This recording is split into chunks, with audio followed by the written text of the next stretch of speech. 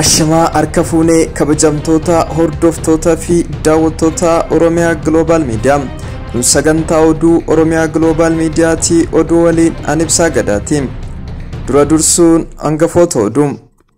Barreessaan olaanaan dhaabbata mootummoota gamtoomanii Antonio Guterres naannoo Tigraay keessa bakki hedduun fiixee beelarra jiraachuu ibsaniiru. Atileet Sanbat Riikard addunyaa meetira 10,000 siifan qabatte guyyaa lamaan booda cabsuun ishee beekameera.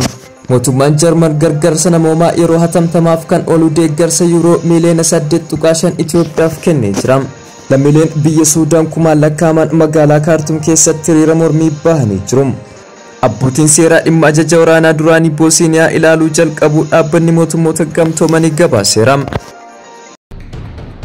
Kabajamtoota hordoftoota fi daawwattoota Oromiyaa Global Media chaanaalii keenya subscribe gochuun odeeffannoo wayitaawaan akka isin bira ga'u gochuu dandeettu. Amma oduu bal'inaan. Barreessaan olaanaan dhaabbata mootummoota gamtoomanii Antonio Guterres naannoo Tigraay keessa bakki hedduun fiixee beelarra jiraachuu ibsaniiru. Maallaqni deeggarsaaf oolu saffisaan dabalaa adeemee fi ulaan deeggarsaa itti dhiyaatu fooyya'e malee haalicha kana caalaa hammaachuu adeema jechuun Antonio Guterres dhaamsa tiwiitarii isaanii gubbaan maxxansaniiru. Itti dabaluunis tarkaanfiin amma fudhatamu uummata hedduuf dhimma jiraachuu fi du'uuti jechuun ibsaniiru. Faawundeeshiniin nagaa addunyaas qorannoo dhiibbaa waraana Tigraayin qaqqabe irratti taasisee waraanni naannichatti geggeeffame diinagdee fi sirna nyaataa naannichaa guutummaatti mancaaseera jedhee jira. Gabaasa waxabajjii 8 bara 2021 baaseen uummanni Tigraay Itoophiyaa keessa jiraatu rakkoo namoomaa guutummaatti namtolchee ta'een dararamaa jiraachuu ibsee jira. Beelli mudachaa jiru ji'oota muraasa keessatti uummanni miliyoona 5.7 ta'u guutummaatti deeggarsa idil addunyaa akka eegu sadarkaa dirqamsiisurra gahuu akka danda'u ibsee jira. Ergamaan addaa ittisa beela mootummaa UK kan dhiyeenya Itoophiyaa daawwatanii deebi'an Naayik Daayir uummanni Tigraay miliyoonatti fiixee beelarra jiraachuu isaanii Bloomberg gabaaseera. Aangoonni naannichaa beellee galeera jechuun itti himuun isaanis gabaafameera. Lixa Tigraay keessatti jiraattonni Qaaftaa Humaraa keessatti yaada yeroo kennani. Jiraattonni kun shiftoota qabeenya fi horii isaaniin saamamanii waan nyaatan tokkollee akka hin qabne ibsanii jiru. Jiraattonni naannoo sanii deeggarsa namoomaa argachuuf jecha gara Shiree imaluun kan hawwan ta'u sababa hidhattoota dhiheenya isaanii to'annoo jala jiraniin geejjibni rakkisaa ta'u dabalanii dubbataniiru. Jiraatan nageenya isaaf sodaate eenyummaa isaa hin beeksifne akka himetti namni deeggarsa nuu kenne hin jiru, namni hunduu fiixee du'arra jira, haalichi hammaataa jira jechuun ibsee jira. Haalichi kana caala hammaachuu isaan dura mootummaa fi dhaabbileen gargaarsaa deeggarsaa akka godhaniifis gaafatee jira. Konkolaataan deeggarsaa fe'anii naannoo isaanii qaxxaamuranii kan darban ta'us haala isaan keessa jiran kan gaafatu akka hin argamne dabalee dubbataniiru. Naannoo Kaaftaa Humaraa erga sadaasa darbee milishoota naannoo Amaaraa fi humna addaan to'atamtee jirti. Jiraattonni Tigraay laafanii waan jiraniif lafa san naannoo Amaaratti makuuf hojjechuun humnoota naannoo Amaaraa kumataniiru. Godinaalee lixaa fi kibba naannichaa naannoo Amaaraa bulchuu keessa haalli jiru maal akka fakkaatu quba akka hin qabne miseensonni bulchiinsa yeroo Tigraay amma dura himanii turan. Dhiyeenya dhaabbatni mootummoota gamtoomanii mootummaan Ameerikaa gamtaan Awurooppaa fi dhaabbileen idil addunyaa waraanni dhaabbatee deeggarsi namoomaa akka dhiyaatu waamicha dhiyeessaa turaniiru. Dhaabbanni mootummoota guyyoota duraa beelli akka bara 1984 naannoo Tigraay keessatti mudachuuf akka jiru akeekkachiisee waraanni akka dhaabbatu gaafatee ture. Hoogganaan deeggarsa namoomaa dhaabbata mootummoota gamtoomanii Maark Lowcock akka himanitti Tigraay keessatti namoonni 100,000 lakkaa'aman ammalee beela isaan mudateera jechuun ibsaniiru. Lowcock qaamoleen waraana baatanii fi hooggantoonni siyaasaa isaanii deeggarsi namoomaa namoota miidhamaa jiran bira akka ga'u ulaa gargaarsaa banaa gochuu qabu jechuunis gaafataniiru. Waajjirri ministeera muummeetti ibsa kamisa darbe miidiyaaleef kennaniin deeggarsi namoomaa dhiyeessuun wal qabate. Marsaa jalqabaatiin namoota miliyoona 4.5 ta'aniif marraa lammaffaatiif ammoo miliyoona 4.3 ta'aniif gargaarsi taasifamuu ibsamee jira. Deeggarsi nyaataa meetirik toonii 166 ta'u birrii biliyoona 5.2 bitamee raabsameera jechuunis pirees sekireetariin waajjira ministeera muummee Bileensuyyuum himaniiru. Atileet Sanbat Gidaay fiigicha fageenya meetira 10,000 riikardii addunyaa haaraa Siifan Hasaniin dilbata darbe galmeeffame guyyaa lama keessatti cabsuun riikardii haaraa galmeessiteetti. Atileet Leetasambat Gidaay fiigicha meetira 10,000 dubartoota daqiiqaa 29 fi sekondii tokkoon galuun riikardii addunyaa haaraa galmeessiteetti.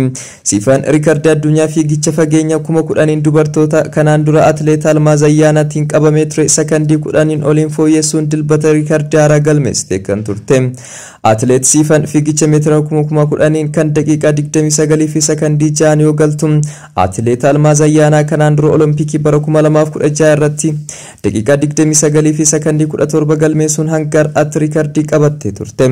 Amma ammoo Leetasambat Gidaay ammoo daqiiqaa 29 fi sekondii tokkoon galuun riikardii addunyaa haaraa galmeessuu dandeesseetti. Odeeffannoon atileetiksii addunyaa irraa argame akka mul'isutti fageenya kanaan Leetasambat Gidaay, Xurunesh Dibaabaa, Almaaz Ayyaanaa fi Masarat Daffaar qofatu saffisa riikardii kana fooyyessuu danda'e. Kanaan duras dorgommii guyyaa riikardii addunyaa jedhamuun Ispeen magaalaa Vaalensiyaatti bara darbee geggeeffamee ture irratti Leetasambat Gidaay fageenya meetira 5,000 daqiiqaa 14 fi sekondii 6 galuun riikardii Xurunesh Dibaabaa daqiiqaa 14 fi sekondii 11 bara 2008 qabamee ture cabsuun ishee ni yaadatama. Atileetiin umriin ishee waggaa 23 ta'e kun fiigicha meetira 10,000 bara 2019 Doohaatti geggeeffameen badhaasa birrii argattee turte. Kanaafuu atileet Leetasambat erga onkololeessa darbee riikardii fiigicha meetira 5,000 Xurunesh Dibaabaatiin qabamee ture cabsitee as kan har'aa kana waliin riikardii addunyaa fageenya lameenuu kan meetira 10,000 fi 5,000 kan isheeti jechuun ibsamee jira. Lammiileen biyya Suudaan kumaan lakkaa'aman magaalaa Kaartuum keessatti hiriira mormii bahanii jiru. Sababni hiriirichaa waggaa lamaan dura waxabajjii 3 bara 2019 namoota dimokiraasii fi haqa gaafachuuf waltajjii bahanii turan irratti ajjeechaan loltoonni raawwatame yaadachuudhaaf akka ta'e ibsameera. Namoota mormii sana irratti hirmaatan keessaa tokko akka jedhanitti erga ajjeechaan sun raawwatame as mootummaan waadaa seene tokkoyyuu fiixan akka hin baasne warra yakka sana raawwatan seeratti akka hin dhiyeessine dubbataniiru. Jiraata magaalaa Undrumaa kan ta'e Waalid Ihaab akka dubbatetti yemmuu mormii sana uummatni tikaara saasan miila isaa rukutaniiru. Amma ammatti sababa sanaan dhukaasatu jiraachuu isaa ibsee jira. Gargaarsa tokkollee mootummaarraa akka hin arganne dubbateera. Ihaab akka gaazexeessaa Suudaan kibbaatti South Sudan Post jedhamutti himetti mootummaan ce'umsaa Suudaan dadhabaa waan ta'eef aangoo isaa warra biraatiif dabarsee kennuu qaba jechuun ibsee jira. Mootummaan keenya eenyumaa bakka hin bu'u. Kanaaf akka inni deemu kan barbaannu warra lubbuu isaanii dhabaniif hanqinni hin argamne. Diinagdeen biyyattii kufaa jira. Mootummaan rakkoo kamiinuu hiikuu hin dandeenye jechuun Waalid Ihaab dubbateera. Ajjeechaan namootaan ta'umsaan mormaa turanii irratti magaalaa Kaartumii fi bakkeewwan birootti kan loltootaan raawwate erga pirezidaantiin duraanii Albashiir aangoo gad dhiisaniin booda tarkaanfiin namoota hidhannoo hin qabne irratti fudhatameen namoonni 120 du'anii namoonni hedduun madaa'uunis gabaafameera. Bara kanas ji'a Ramadaana darbee gaafa guyyaa 29 namoota yaadannoo warreen Yaman sana du'aniif bahan irratti loltoonni dhukaasa bananii nama 2 ajjeesanii 37 madeessuun ibsameera. Mootummaan Jarman gargaarsa namoomaa yeroo hatamtamaaf kan oolu deeggarsa yuuroo miliyoona 8.5 Itoophiyaaf kennee jira.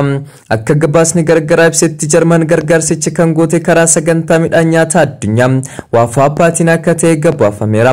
Gargaarsichis kan oolu naannoo Tigraay keessatti namoota balaa waraanaa fi uumamaatiin miidhamaniif akka ta'e kan hime gabaasni kun namoota miliyoona 2.1 akka gargaarus ibsee jira. Karaa biraatiin qotee bultoonni Tigraay akka qonna irratti hirmaatan mootummaan gargaarsa barbaachisaa ta'e akka kennaa jiru waajjirri qonnaa Tigraay gabaaseera. Akka gabaasni kun jedhutti sanyiin filatamaan kuntaala 66,000 walitti qabamee kuntaalli 10,000 qotee bultootaaf kennameera.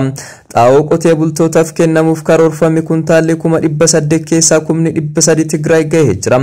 210 qotee bultootaaf kennameera jechuun gabaasni kun ibsee jira. Bara kana Tigraay keessatti lafa hektaara miliyoona 1.3 irratti sanyii facaasuudhaaf akka qophiin godhame madda oduu Itoophiyaarraa gabaafameera. Abbootiin seeraa mana murtii mootummoota gamtoomanii dhimma ajajaa waraanaa duraanii biyya Boosniyaa Sarbraatiikoo Maaldiks irratti murtii akka bara 2017 kenname ilaalchisee oliyyannoo dhiyaate ilaalaa jiru.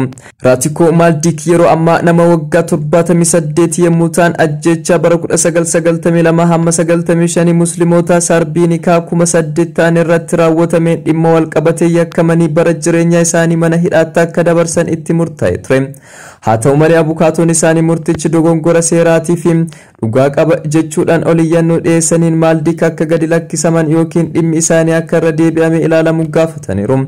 Abbootiin seeraa mootummoota gamtoomanii guyyaa kaleessaa dhaddacha banaan iyyannoo abukaatotaa ilaaluudhaaf abbaan alangaa gama isaanii Tiraatiikoo Maaldiik yakka duguggaa sanyii raawwatan kan biroo qabu jechuudhaan himateera.